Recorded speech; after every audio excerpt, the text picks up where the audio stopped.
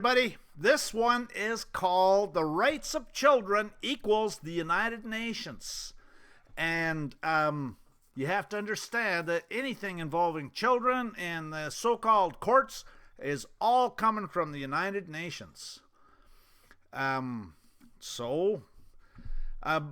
before we get started, I want to announce a new YouTube channel that I created called Sovereignty International. It's a subscription-based YouTube channel. The recommended cost of the subscription is currently $1.99 because it avoids the advertising only, $1.99 a month. And the reason that, and I'll probably, that's open to negotiation. So if you don't like it, make me an offer. Who knows? But the bottom line is that if you want to make a donation to help out things, then that could be a good way of doing it. Anyways, the only power that these New World Order Satanists have over us is through fraud and deception, and my agenda is to expose it for everyone's benefit.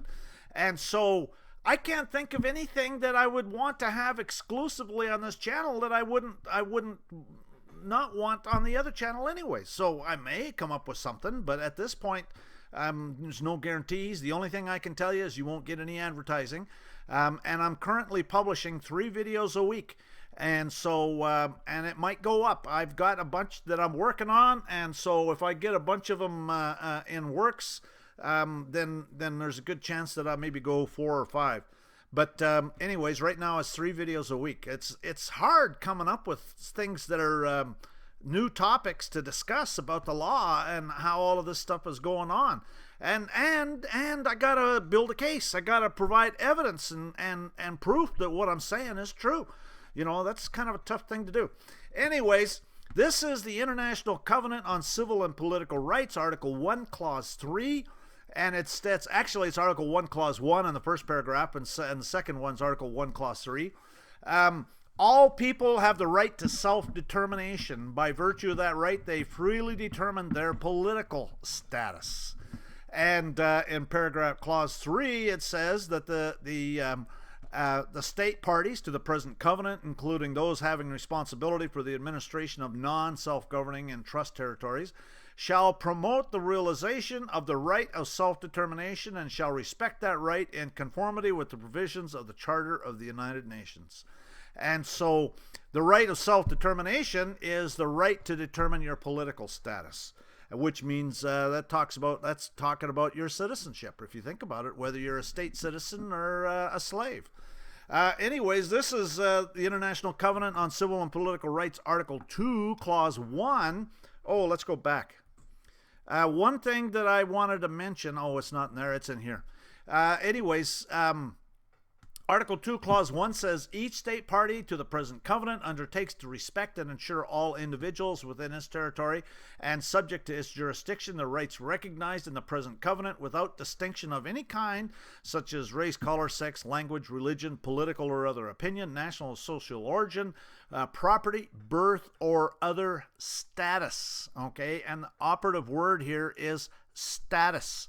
When they use that word, okay, and actually individuals too, but you can see all of that stuff in statutes all over the place. But status is under Roman civil law, okay, which comes from the Roman cult. And this is Article 2, Clause 2. Were not already provided for by existing legislation or other measures, each state party to the present covenant undertakes to take the necessary steps in accordance with the constitutional processes and with the provisions of the present covenant to adopt such laws or other measures as may be necessary to give effect to the rights recognized in the present covenant. And this is Article 2, Clause 3.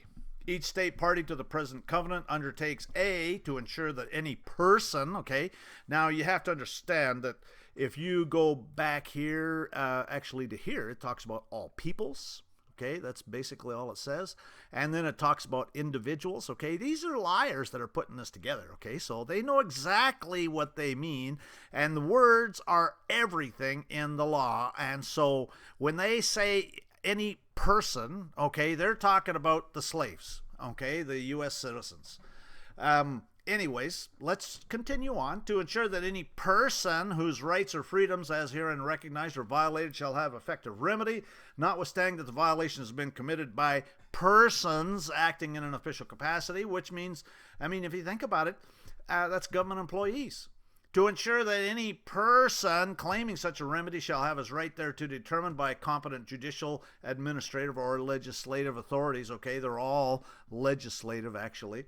Or by any other competent authority provided for by the legal system of the state, and to develop the possibilities of judicial remedy. And so the bottom line is that it's all legislative, okay? These are all, it's clerks masquerading as judges. And anything legislative is advisory too. Anyways, paragraph C, to ensure that the competent authorities shall enforce such remedies when granted. Okay, in other words, they got to be enforceable. They're useless if they're not enforceable. Okay, this is the International Covenant on Civil and Political Rights, Article 3. And it says the state parties to the present covenant undertake to ensure that the equal right of men and women to enjoy all civil and political rights is set forth in the present covenant. So that's why they can go ahead and assault women with impunity. At common law, women are the property of the husband, and so if they have something to say to the woman, they're supposed to go to the husband. But they don't bother with that stuff nowadays because they just go ahead and assault the woman. And women are easy pickings. You know, most of them are kind of timid, and not that that's bad. You know, I kind of like, you know, girls that are girlish, you know, and that means they're not butch. but so I'm not saying whether it's bad one way or the other. I'm saying it's, the way they are. Many of them are, and you know, the point is that they take advantage. It's like a bully. Okay, they go and pick on someone that's vulnerable and assault them. And that's essentially what they do. Anyways, this is the International Covenant on Civil and Political Rights, Article 4. And this basically says, you know, this is again, so the reason I'm saying, in time of public emergency, which threatens the life of the nation and the existence of which is officially proclaimed, the state parties to the present covenant may take measures derogating their obligations under the present covenant. In other words, they can throw it all out the window, and so it's all they have to do is create a false flag operation. Oh, we're under emergency, and start just taking away everybody's rights. Okay, that's the way they operate. These people are Satanists. Okay, this is all Roman law. These are privileges, and that's what you have to understand. Okay, and that's where I'm going with this. And no matter how nice they make their United Nations International Covenant, they always insert an escape clause. With their false flags and their agent provocateurs and their bankster thieves, it's easy to create any sort of emergency they want to justify the denial of the privileges they're calling rights. This is Article 18, and this one says everyone, okay? It doesn't say persons, it doesn't say individuals, it says everyone shall have the right to freedom of thought, conscience, and religion. This right shall include freedom to have or adopt a religion or belief of his choice, and freedom either individually or in community with others and in public or private to manifest his religion or belief in worship, observance, practice, and teaching. No one shall be subject to coercion which would impair his freedom to have or adopt a religion or belief of his choice. And so that's freedom of religion. They take these common law rights and convert them into Roman civil cult privileges, and that they can take away anytime they want. That's all evidence of martial law, by the way. 3, this is, it's all, again, paragraph 18, Article 18, paragraph, or clause 3, okay? So that last page was clause 1 and 2. This is 3. Freedom to manifest one religion's or belief may be subject to only such limitations. Okay, see, again, they got a safety clause here where they can just basically ignore it. The state parties to the present covenant undertake to have respect for the liberty of parents and, when applicable, legal guardians to ensure the religious and moral education of their children in conformity with their own convictions. Okay, so now we're talking about children. Okay, and so there's actually several articles that talk about children here. But this one talks about children in particular, and there's more. And so we'll look at some of the other ones here. This is Article 19. Everyone shall have the right to hold opinions without interference. Everyone shall have the right to freedom of expression. This right shall include freedom to seek, receive, impart information, ideas of all kinds. This is freedom of speech, basically. And so, and this is part more of article of Article 19. This is Clause 3. The exercise of rights provided for in paragraph 2 of this article carries with it special duties and responsibilities. Okay, so it's only freedom of speech if they like it. Okay, that's what it comes down to. And so the Article 23, this family is the natural and fundamental group unit of society, is entitled to protection by society and the state. So now that just brings in the family into being a party to the state being a party to the contract. Okay, that's exactly what that does. And if you watch my do-it-yourself divorce, there's court cases that talk about it. The right of men and women of marriageable age to marry and to found a family shall be recognized. No marriage shall be entered into without free and full consent of the intending spouses. If you know anything about that, the polygamists that warned Jeffs that the Utah Attorney General went and assaulted and put in jail. I think it was the Utah Attorney General. Anyways, it's based on the fact that they were minors. The children were not competent to enter into contracts, and they didn't care about the polygamy. Quite frankly, I don't have a problem with it either. But the issue was that they were minors and they weren't competent to make a contract. State parties to the present covenant shall take appropriate steps to ensure equality of rights, responsibilities of spouses as to marriage, during marriage, and at its dissolution. Okay, so all of this stuff now is under the UN. In the case of dissolution, provision shall be made for the necessary protection of any children. This brings in child protective services and all sorts of stuff. And this is Article 24. Every child shall have, without any discrimination as to race, color, sex, language, religion, national origin, property, or birth, the right to such measures of protection as are required by his status. Okay, this is Roman civil law, as a minor on the part of his family, society, and the state. Every child shall be registered immediately. They want to register them for the collateral, for the fictitious federal debt, for the bankster thieves. And every child has the right to acquire nationality.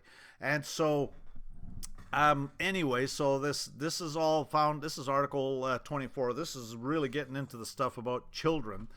And this is Article 26.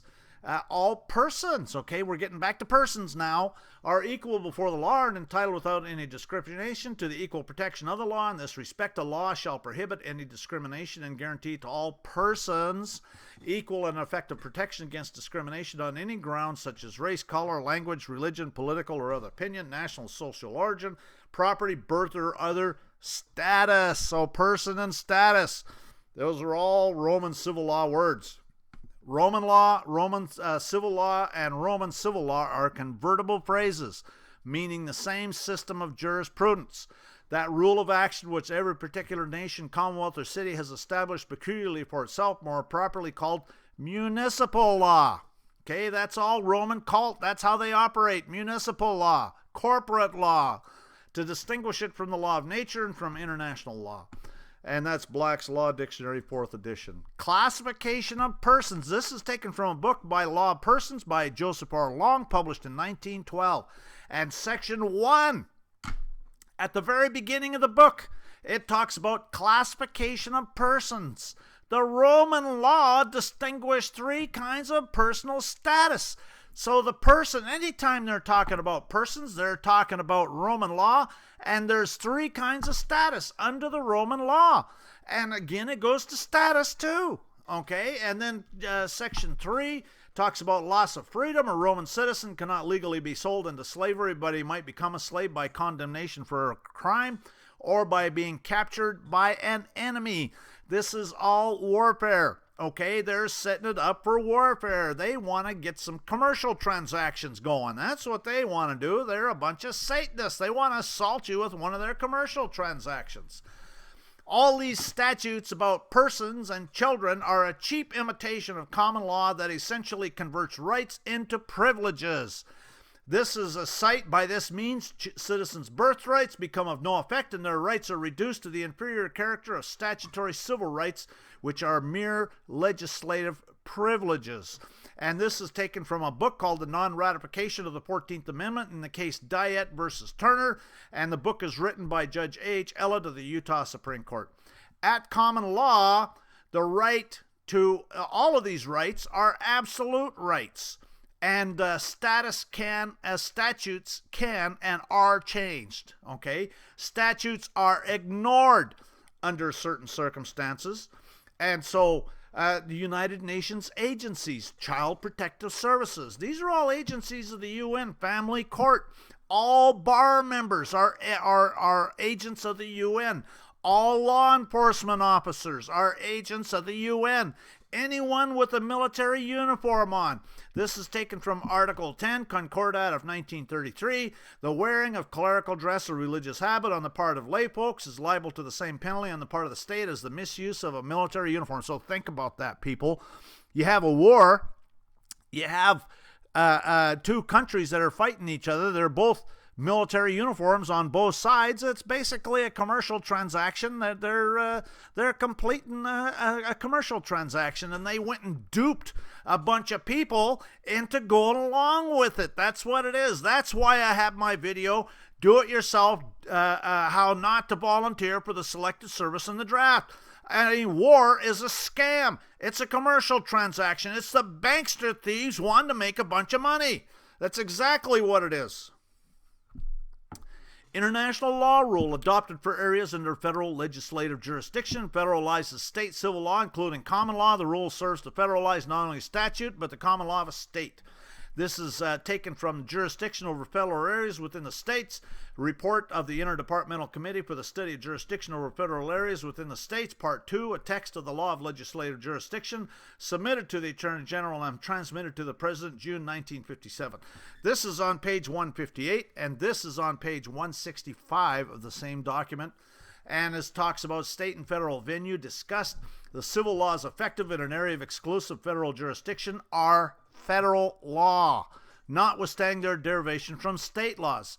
All state laws, all state statutes are federal, and a cause arising under such laws may be brought in or removed to the federal district court. And so, again, all state statutes are federal. A U.S. citizen is not entitled to an Article 3 court, but instead gets an Article 1 court with a military dictatorship jurisdiction. And Article 1, Section 8, Clause 17 of the Constitution for the United States of America, as defined and reinstated in National Mutual Insurance Company of the District of Columbia versus Tidewater Transfer Company, which further states that citizens of the District of Columbia are not embraced by the judicial power under Article 3 of the Constitution for the United States of America. The same statement is held in Hepburn versus Dundas. And in 1804, the Supreme Court, through Chief Justice Marshall, held that a citizen of the District of Columbia was not a citizen of a state. We therefore decline to overrule the opinion of Chief Justice Marshall. We hold that the District of Columbia is not in a state within Article 3 of the Constitution. In other words, cases between citizens of the district and those of the states were not included in the catalog of controversies over which the Congress could give jurisdiction to the federal courts by virtue of Article 3. In other words, Congress has exclusive legislative jurisdiction over citizens of Washington District of Columbia, and through their plenary power, that's military dictatorship, people, nationally covers those citizens even in one of the several states, as though the district expands for the purpose of regulating its citizens wherever they go throughout the states in the Union. And that's the U.S. Supreme Court, 1948. History is clear that the first 10 amendments to the Constitution were adopted to secure certain common law rights of the people against invasion by the federal government. At common law, your rights are unlimited, okay? It's unlimited. Every citizen and freeman is endowed with certain rights and privileges to enjoy which no written law or statute is required. These are the fundamental or natural rights recognized among all free people. The people are sovereign and not bound by general words and statutes restrictive of prerogative, right, title, or interest unless expressly named. Acts of limitation do not bind the king or the people. The people have been ceded all the rights of the king, the former sovereign. And that's People versus Herkimer, 1825. So the point being is that common law rights are unlimited, and they're not They can't be taken away. They can't say, oh, well, we're having an emergency, so we're going to make you a slave today. In any action in their kangaroo courts, you're going to have to bring up this issue of the International Covenant on Civil and Political Rights and how it's unconstitutional for them to assault you with it. That is actually in D.C. and the territories only. All their courts are admiralty, where the so-called judge is actually a bought and paid for a clerk, and he's playing stupid. And if you don't say it, then it's not said. They're Roman cult Baal priests and will assault you with their United Nations treaties if you don't bring up the issue. If you're involved in some criminal action, you may want to mention Article 15. And Article 15 says, no one shall be held guilty of any criminal offense on account of any act or omission which did not constitute a criminal offense under national or international law at the time when it was committed. And so if you're a state citizen, then this isn't a crime in Texas. It's a crime in the United States, but not in Texas. Nothing in this article shall prejudice the trial and punishment of any person for any act or omission which at the time when it was committed was criminal according to the general principles. Okay, so they always put in their little out, their little escape clause, so they can go ahead and assault you anyways. Carl Lentz is a good example. Child Protective Services stole his son at birth. After 11 years, he was able to get his son back. He filed a one-page lawsuit and required his property back. When the Baal priest wanted to know what property Carl was talking about, Carl held up a picture and said, "This is my property." And he said, "It's not a child." Okay, you have to stay away from those words. Okay, it's not a child. This is my property. And the International Covenant on Civil and Political Rights is nothing more than a make-work project for Satanists. The Satanist order followers go out and assault you, kidnap you, and falsely imprison you. The Satanist Baal priest clerks masquerading as judges get to deal with it in their kangaroo courts. The Satanist order followers in the prisons get to generate revenue with their commercial prisons. The Satanist Baal priests get to break up families with their divorce courts. Okay, so it's just a big money-making scam. Satanist Child Protective Services gets to steal the children of the victims who are now in their commercial prisons. The Satanist Baal priest clerks masquerading as judges get to deal with the juvenile delinquents that are created by CPS. Right? Think about it. What do you think? Do you think that's good for children to be stolen from their parents? Satanist Baal priest clerks masquerading as judges get to deal with the juvenile delinquents that become adult lifetime criminals. It's all a big money-making scam for these Satanists. The whole satanic system forces people into their government welfare system. It's all Satanism. At common law, you have property. Your wife is your property, not your spouse. Your husband is your property, not your spouse. If you're the woman, your husband is your property. He's not your spouse. And if you're the man, the wife is the property and not a spouse. Your sons and daughters are your property, not your children. You're joined in holy matrimony. You're not married. The International Covenant on Civil and Political Rights is applicable to the District of Columbia and the territories only, and the territories are states under international law. That's what the Supreme Court has said. So that's what they're talking about with states and all the states actually now have these corporations that are territories. Basically, it's territorialism. The International Covenant on Civil and Political Rights is their requirement, not yours or mine. The bottom line is never, ever, ever give up. I know their works and tribulation. I know the blasphemy of say they are Jews or Christians, and are not, but are the synagogue of Satan. Ye are the father of the devil, and the lust of your father you will do. He was a murderer from the beginning, and abode not in the truth, because there is no truth in him.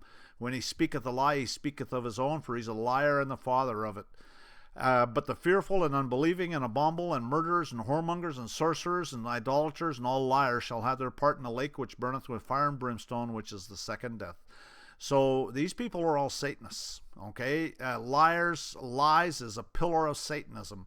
And if you're fearful, if you're afraid to say something about it, well, you're probably not going to do too well on Judgment Day. I'm not saying that I know that you're going to go to hell, because I certainly don't. That's not up to me, and I'm glad it's not. But it's up to me, and that's the reason I do this, because I don't want to be considered fearful and unbelieving. Okay, I provide you with the sites. It's up to you if you want to go and look them up and find out for yourself. I would say absolutely do so. But the bottom line is, if you say this isn't true and just ignore it, well, you're going to have trouble on Judgment Day too, I think. Again, that's not up to me, but I'm glad it's not. By which he went and preached to the spirits in prison. Okay, that's hell. Spirit prison's hell. It shall come to pass in that day that the Lord shall punish the host of the high ones that are on high, and the kings of the earth upon the earth, and they shall be gathered together as prisoners are gathered in a pit, and they shall be shut up in prison, and after many days shall they be visited. It behooves every man who values liberty of conscience for himself to resist invasions of it in the case of others, or their case may, by change of circumstances, become his own. And Jefferson's talking about karma. What goes around comes around. So if you don't do your part to put a stop to this, then you're going to get assaulted. I guarantee it. You'll get assaulted multiple times until you get tired of it. If ye love wealth better than liberty, the tranquility of servitude better than the animating contest of freedom, go home from us in peace. We ask not your counsel or arms. Crouch down and lick the hands which feed you. May your chains set lightly upon you, and may our posterity forget that you were ever our countrymen. And nobody could say it better than Samuel Adams. When shall it be said in any country of the world, my poor are happy, neither ignorance or distress is to be found among them. My jails are empty of prisoners, my streets of beggars, the aged are not in want, the tax is not oppressive, the rational world is my friend, because I am friend of its happiness. When these things can be said, then may that country boast of its constitution and government. Well, I say we have nothing to boast about here. The taxes are oppressive. The jails are bulging with prisoners. We have Satanist order followers running around populating the prisons. The streets are full of beggars. The aged are in want. And we have a gang of criminals running the government. And fortunately, there's some light at the end of the tunnel, maybe, because there's a new administration coming in, and I kind of like the new one, although at the end of the day, cash talks and BS walks. So, we'll just have to wait and see what happens. But if the watchmen see the sword come and blow not the trumpet, and the people be not warned, if the sword come and take any person from among them, he is taken in his iniquity, but his blood will I require at the watchman's hands. This is my effort to make sure that I'm blameless on Judgment Day. Either you're part of the problem or you're part of the solution. You're now a watchman, and so I hope you're blameless on Judgment Day too. Please circulate this video far and wide. I got over 250 other videos: Bankster Thieves 1, 2, and 3, the Churchianity series, bankrupt corporate so-called governments, bar members 1, 2, and 3, do it yourself, how not to volunteer for the selective service of the draft, martial laws here, do it yourself, no income tax, no sales tax, traffic stops, free mail, kangaroo courts. Copies of these documents can be found in my private group at Yahoo called Administrating Your Public Servants. I have YouTube videos that are videos of private information shares that show these and other court citations that are available for a donation. Donations to support this work are appreciated. This last paragraph is for all the Satanist order follower revenue officers operating in their private capacity under the Federal Tax Lien Act of 1966. I prefer gold or silver coin, and they can put their privileges and benefits up their rectal orifice, because as an extremely less desirable alternative, I can accept their commercial paper, which is Federal Reserve notes, PayPal gifts, checks, money orders, etc. Send me an email for particulars. If you find this useful, then you need to pay it forward. If you don't know what pay it forward means, then watch the movie. Please send me success stories so I can share them. My blog is sovereigntyinternational.wordpress.com. My website is sovereigntyinternational.fyi. My email address is engineerwin@yahoo. My YouTube profiles, I've got two of them, Sovereign Living and Sovereignty International. The Sovereignty International is the subscription one that we talked about earlier. My Facebook community page I deleted due to censorship on the part of Facebook. My private group, Sovereignty International, is being deleted. My Yahoo private group called Administrating Your Public Servants, and my Google private group is called Administrating Your Public Servants. I appreciate you taking the time to watch the video. I hope you get something out of it, and spread the word. We need to put a stop to this tyranny, and the only way we're going to do it is by educating people about the fraud and the lies and the deception. And so have a real nice day, and thanks for watching.